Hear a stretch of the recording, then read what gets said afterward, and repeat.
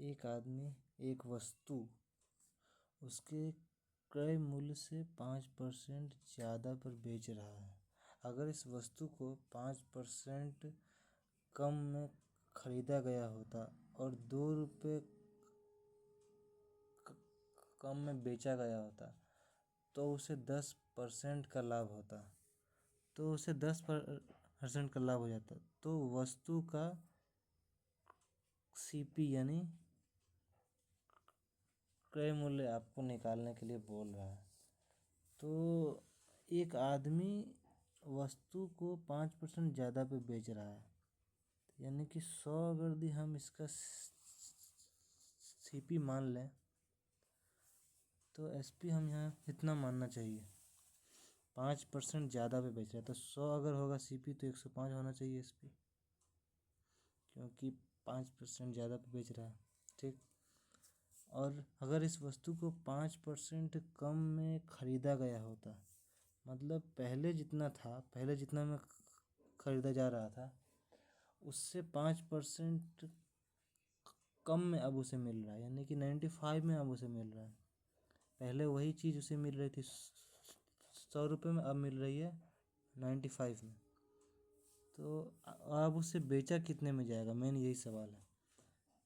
2 रुपये कम में बेचा गया होता तो ये रुपए में नहीं है, ये तो बस हम रेशियो मान लिए हैं। तो अगर रुपये का वैल्यू तो हमें नहीं पता, बस इतना पता है कि उसे 10% का लाभ होता प्राप्त। तो 95 पे अगर 10% का लाभ देखेंगे तो 95 का 10% कितना होता है, 9.5। और अगर जोड़ दें हम इसे तो 104.5 आ जाएगा आपका। यही इसका एसपी होगा, क्योंकि यहाँ कह रहा है कि 10% लाभ पर बेच रहा है। तो 10% लाभ यानी कि 95 पर 10% लाभ, तो 95 का 10% यानी कि यही इसका 10% हुआ ना। 10% जोड़ के 104.5 पे ये बेच रहा है। ठीक। अब हम यहाँ निकाल सकते हैं कि 2 रुपये का वैल्यू यहाँ का है, 2 रुपये कम में बेचा गया, यानी कि 105 से 104.5, इनमें 2 रुपये का अंतर है। ये हमें अब पता चल गया। और रेशियो में कितना अंतर है, 0.5 का। तो 0.5 का वैल्यू आपके सामने हो जाएगा ₹2 के बराबर। माफ़ कीजिएगा, ₹2 के बराबर।